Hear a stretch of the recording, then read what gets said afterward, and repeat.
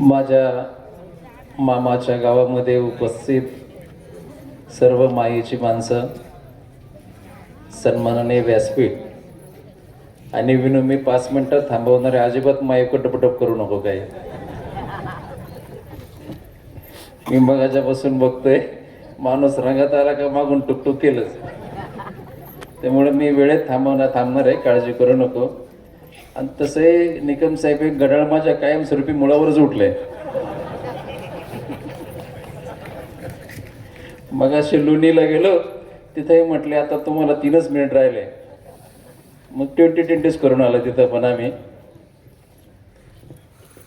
प्रचार सभेसाठी उपस्थित जनतेच्या मनातील आमदार, दमदार आमदार, आमचे मित्र आणि महाविकास आघाडीचे आंबेगाव तालुक्याचे कारभारी म्हणून आम्ही त्यांना संबोधतो, आदरणीय देवदत्तजी निकम साहेब,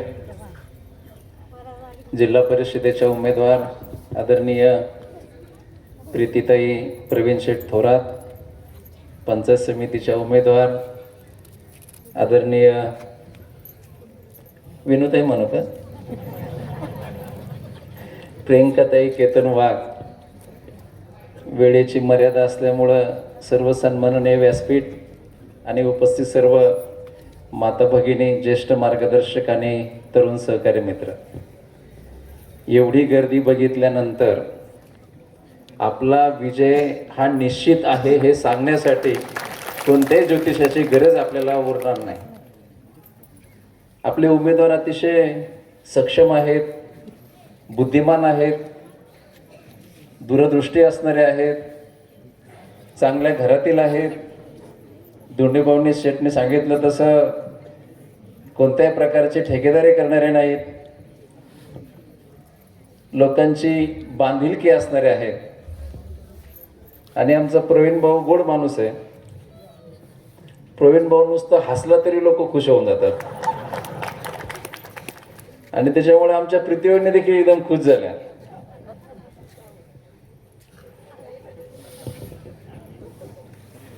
आमचे मनोहर शेठ शेळके, आपल्याला सगळ्यांना माहिती या गावासाठी त्यांचं असणारं योगदान. आणि प्रियांकाताईंनी भाषण करताना मी त्यांचं परवा ऐकलेलं भाषण आणि आज ऐकलेलं भाषण, परवा तुम्ही थोडा जरा तुमचा प्रोफेशनल लुक होता, आज तुमचा जरा भावनिक लुक होता, सेंटिमेंट्स होत्या सगळ्या आज.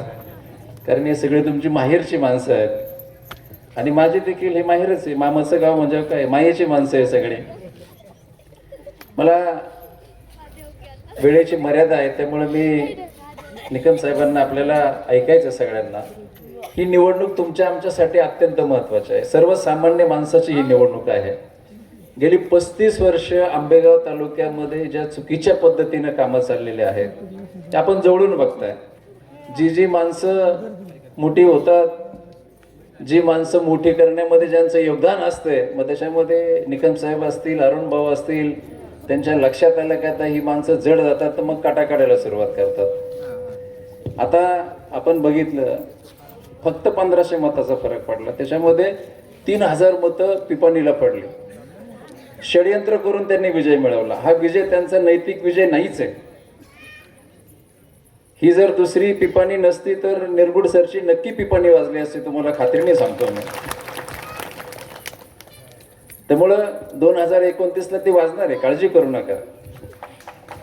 आंबेगाव तालुक्यामध्ये आम्ही फिरतोय, लोकांच्या प्रतिक्रिया ऐकतोय, लोकांचा आक्रोश आम्ही ऐकतोय, लोकांची चर्चा आम्ही ऐकतोय.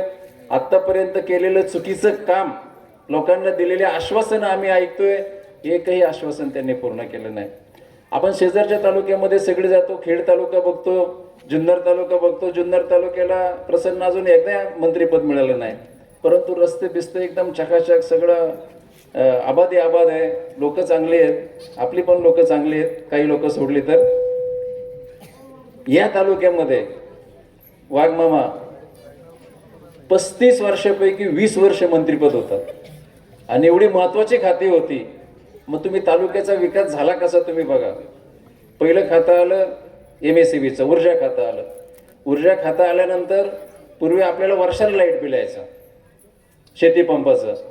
वर्षाचं लाईट बिल तुम्हाला महिन्याला यायला लागलं. वर्षाला जेवढं लाईट बिल यायचं तेवढं आता महिन्याला यायला लागलं. आणि आता तर सगळ्या प्रत्येकाच्या घरामध्ये जाता शेट आता अदानी येऊन पोचलेत. त्याच्यामुळे तुमचा भविष्यकाळ अतिशय धोक्याचा आहे, लक्षात ठेवा. MSCBचं वाटोळं जर कोणी केलं असेल तर 2002ला ज्यांना मंत्रिपद मिळालं आपल्या तालुक्याला, त्यावेळी त्यांनी MSCBचं वाटोळं केलं. नंतर अर्थ खातं आलं. अर्थ खातं आल्यानंतर तुम्हाला माहिती सगळ्या महाराष्ट्राच्या तिजोरीची चावी त्यांच्याकडे गेली. काही ते करू शकत होते. का कलमुडीचं पाणी आलं नाही? का कलमुडीचा प्रकल्प झाला नाही? का माळसाकांची योजना आली नाही? निकम साहेबांचा एक व्हिडिओ त्यांनी सांगितला, म्हणले माळसाकांच्या सर्वेक्षणचा शुभारंभ. मी जरा म्हणले जरा अवघड शब्द जरा मी परत 2 वेळा ऐकलं. मला वाटलं त्या माळसाकांच्या योजनेचा शुभारंभ करतात ते. माळसाकांच्या सर्वेक्षणाचा शुभारंभ कोण करतोय? बंटी पाटील. आता ती योजना झेडपीतून होणार आहे का? किती लोकांना बनवायचं मला सांगा तुम्ही? हे होणार नाही. निकम साहेब त्या कमिटीवर होते पाणी वाटपाच्या. थेंबभर देखील पाणी या आजूबाजूला देण्यासाठी त्यांनी ठेवलेलं नाही. परवा आम्ही सातगाव पठारावर गेलो. एक बाबा सांगत होते, म्हणले यांची सभा झाली आणि प्रत्येक वेळी निवडणूक आली का 100% यावेळी कलमोडीचं पाणी सातगाव पठारला येणार आणि सातगाव पठार सुजलाम सुफलाम होणार. एक बाबा उठला, अरे म्हणला उठा उठा, धोतर ओलं झालं. दुसरा म्हणला, अरे काय झालं? म्हणलं कलमोडीचं पाणी आलं. लोक त्यांची टिंगल करायला लागलेत. आता काही करत नाही, फक्त लोकांना फसवायचं काम करतात ते, लोकांना बनवायचं काम करतात ते. आता नंतरच्या काळामध्ये गृहमंत्रीपद आलं. अहो आमच्यावर केसेस, इतक्या केसेस आहे ना का आता आम्हाला अंगावर केस नसले का आम्हाला भीती वाटते. आता काहीतरी केस पाहिजे आपल्याला. कालच निकम साहेब आम्ही जाऊन PR बॉन्ड देऊन आलोय. सर्वसामान्य माणसासाठी रस्त्यावर उतरणारी माणसं 24 तास रस्ता त्यांनी बंद केला. बिबट्याचा प्रश्न इतका महत्वाचा होता, पोटचे गोळे ओढून नेत होते डोळ्यासमोर. अशा वेळी जनतेसाठी रस्ता रोको आंदोलन केलं. त्यावेळी देखील तुम्ही केसेस करता, आमच्यावर केसेस करता, त्यांच्यावर केसेस करता. त्या आंदोलनामध्ये यांच्या पक्षाची लोक होती, त्यांच्यावर नाही केसेस केल्या. आम्हालाही केसेसचा फरक पडत नाही. उद्या आम्हाला फाशी झाली तरी लोकांसाठी निकम साहेब आम्ही आनंदाने स्वीकारायला तयार आहोत. पण हे गृहमंत्रीपद मिळाल्यानंतर अनिल देशमुखांना ज्यावेळी त्यांचे आरोप झाले 100 कोटी महिन्याचे, प्रसन्न आपण काय कोणच्या इकडे आरोप करत नाही यांना किती कोटी मिळत होते, करणार पण नाही. पण सर्वसामान्य माणसाला त्रास देण्याचं काम ह्या लोकांनी आतापर्यंत केलेलं आहे. हा माणूस पुढे चालला, त्याला काहीतरी त्रास द्या, खोट्या नाट्या केसेस करा. लोकांच्या अगदी मोजणीपासून आमच्या लोकांचं पार ऊस अडवण्यापर्यंत यांची कामं आहेत. हे आपण जवळून बघितलेलं आहे. त्यामुळं आता विनू, माझी वेळ संपलेली आहे. मला माहिती तू टकटक करणार आहे, त्यामुळे तुझी टकटक व्हायच्या आत मी सगळ्यांना विनंती करतो की आपले सक्षम उमेदवार जिल्हा परिषदेचे सदस्य कसे असावेत, पंचायत समितीचे सदस्य कसे असावेत, तर आपल्या उमेदवारासारखे असावेत. मी सगळ्यांना नम्रतेची विनंती करतो. येत्या प्रीतीताई 7 तारखेलाच आपलं मतदान होणार आहे आणि 7 तारखेला तुतारी वाजवणाऱ्या माणसाच्या समोरचं बटन दाबून पलीकडच्या पंचायत समिती गणामध्ये नितीन शेठ भालेराव यांच्या पत्नी राजश्री नितीन भालेराव यांचं मशाल